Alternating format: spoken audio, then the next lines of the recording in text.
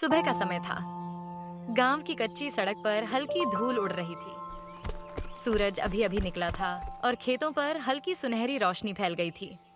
सड़क के किनारे एक छोटा सा ढाबा था। ढाबे के ऊपर एक पुराना बोर्ड टंगा था, रघु का ढाबा, घर जैसा स्वाद। गांव से गुजरने वाले ट्रक ड्राइवर, बस वाले और गांव के लोग अक्सर यहाँ रुकते थे। कोई चाय पीने आता, कोई नाश्ता करने और कोई सिर्फ गपशप करने। ढाबे के अंदर चूल्हा जल रहा था। रघु बड़े ध्यान से कढ़ाई में दाल चला रहा था। रघु ने आवाज लगाई, छोटू, जरा प्लेटें साफ कर जल्दी। छोटू, जो करीब 12 साल का लड़का था, तुरंत बोला। हाँ भैया, अभी करता हूँ। उसी समय रसोई में रघु की पत्नी सीता आई। उसके हाथ में मसालों की छोटी कटोरी थी। सीता ने कहा, आज दाल में थोड़ा कम नमक डालना। कल मोहन ड्राइवर कह रहा था कि नमक थोड़ा ज्यादा था। रघु मुस्कुराया। अरे मोहन तो हर चीज में कमी निकालता है। तभी ढाबे के बाहर से आवाज आई, अरे रघु बेटा, एक कड़क चाय बना दे। यह आवाज थी रामू काका की, गांव के सबसे बुजुर्ग आदमी। रघु ने तुरंत जवाब दिया, अभी लाया काका। उधर गोपाल, जो रघु का बचपन का दोस्त था, सब्जियां काट रहा था। गोपाल बोला, आज तो लगता है भीड़ ज्यादा आएगी। रघु ने पूछा, क्यों? सुना है आज पास के शहर में मेला है, बहुत ट्रक और बसें निकलेंगी। रघु ने सिर हिलाया। फिर तो आज ढाबा खूब चलेगा। थोड़ी ही देर में ढाबा ग्राहकों से भर गया। मोहन ट्रक ड्राइवर भी आ गया। उसने आते ही जोर से कहा, रघु भाई, एक प्लेट गर्मा गर्म पराठे बना दे। सीता ने मुस्कुराकर कहा, अभी बनाती हूँ। रामू काका चाय पीते हुए बोले, देखो भाई, पूरे इलाके में अगर कहीं असली स्वाद मिलता है तो वो यही है। सब हंसने लगे। ढाबा सिर्फ खाने की जगह नहीं था, ये गांव का मिलने जुलने का अड्डा था। दोपहर तक ढाबा बहुत व्यस्त हो गया। छोटू प्लेटें धो धोकर थक गया था।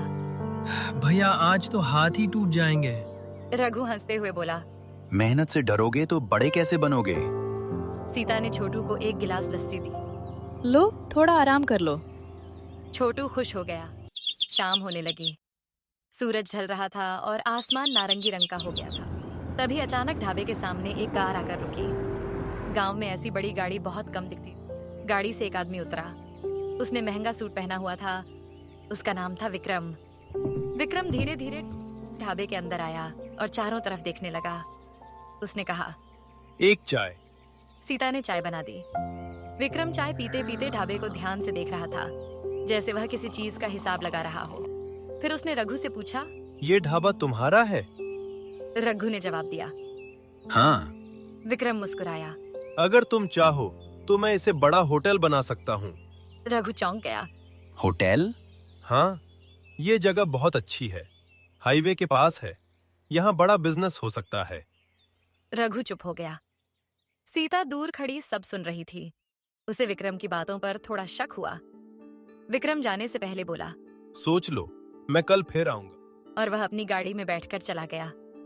विक्रम के जाते ही रामू काका बोले, बेटा, शहर वालों पर जल्दी भरोसा मत करना। मास्टर जी, जो पास के स्कूल में पढ़ाते थे, उन्होंने भी कहा। हर चमकती चीज सोना नहीं होती।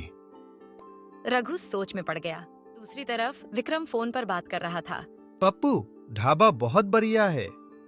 फोन के दूसरी तरफ से आवाज आई, ठीक है भाई, मैं देखता हूँ। पप्पू विक्रम का खास आदमी था। उस रात पप्पू चुपके चुपके ढाबे के आसपास घूमने लगा। वह जगह को ध्यान से देख रहा था। उसने खुद से कहा, ये जगह तो सोने की खान है। रात काफी हो गई थी। ढाबा बंद करने का समय आ गया। छोटू घर चला गया। गोपाल भी निकल गया। अब ढाबे पर सिर्फ रघु और सीता थे। सीता ने कहा, मुझे उस विक्रम पर भरोसा नहीं है। रघु ने पूछा, क्यों? पता नहीं, उसकी बातें अजीब लग रही थीं। रघु ने कहा, शायद वो सच में मदद करना चाहता हो। अचानक ढाबे के पीछे से अजीब आवाज आई।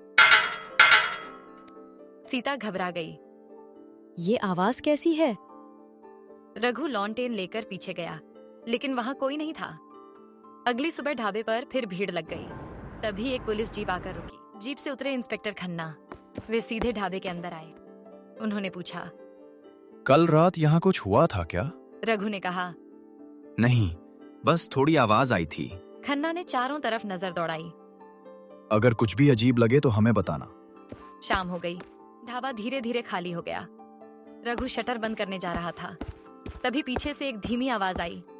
अगर ढाबा बचाना है तो विक्रम से दूर रहना। रघु तुरंत मुड़ा, लेकिन वहां कोई नहीं था, सिर्फ हवा चल रही थी। रघु के दिल की धड़कन तेज हो गई। उसे समझ नहीं आ रहा था यह आवाज किसकी थी। उस रात रघु को बिल्कुल नींद नहीं आई। वह चारपाई पर लेटा छत को घूरता रहा। उसके दिमाग में एक ही सवाल घूम रहा था, वो कौन था? सुबह होते ही सीता ने देखा कि रघु की आंखें लाल थीं। उसने पूछा, तुम सोए नहीं क्या? रघु ने धीरे से कहा, सीता, कल रात जो हुआ वो मुझे ठीक नहीं लग रहा। सीता ने गंभीर होकर पूछा, क्या तुमने किसी को देखा? रघु बोला, नहीं, लेकिन आवाज साफ थी और वो मुझे चेतावनी दे रहा था। सीता ने गहरी सांस ली। मैं पहले ही कह रही थी, वो विक्रम ठीक आदमी नहीं है। ढाबे पर धीरे धीरे भीड़ जमा होने लगी। रामू काका, मोहन ड्राइवर, मास्टर जी सब अपने अपने अंदाज में बैठे बातें कर रहे थे, लेकिन आज रघु का ध्यान काम में नहीं लग रहा था। तभी गोपाल उसके पास आया। क्या हुआ भाई, सुबह से चुप चुप है? रघु ने थोड़ी देर उसे देखा, फिर बोला, गोपाल, अगर कोई तुम्हें छिपकर चेतावनी दे तो तुम क्या समझोगे? गोपाल थोड़ा घबरा गया, लेकिन उसने अपनी आवाज संभाली। मतलब कोई तुम्हारी भलाई चाहता है? रघु ने सिर हिलाया। उधर दूसरी तरफ विक्रम अपनी गाड़ी में बैठा फोन पर बात कर रहा था।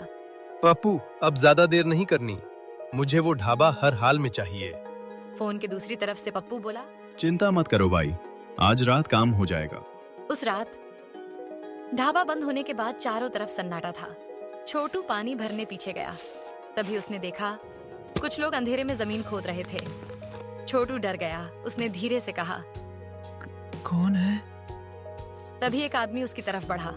छोटू जोर से चिल्लाया और कर ढाबे के अंदर आ गया।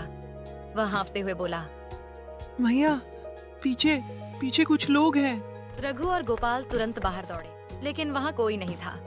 सिर्फ ताजी खोदी हुई मिट्टी पड़ी थी। अगली सुबह रघु के इंस्पेक्टर खन्ना के पास गया। उसने कहा, सर, मुझे लगता है कोई ढाबे के पीछे कुछ कर रहा है। खन्ना ने ध्यान से सुना। उन्होंने कहा, ठीक है, हम नजर रखेंगे।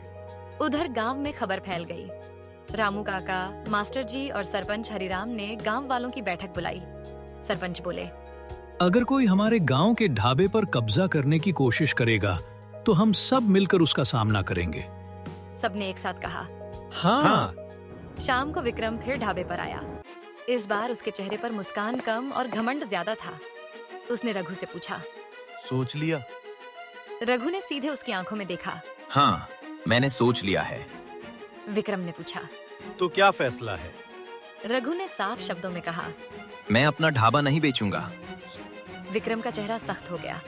उसने कहा, सोच लो, बाद में पछताओगे। रघु ने जवाब दिया, जो सही है वही करूंगा। विक्रम बिना कुछ बोले चला गया।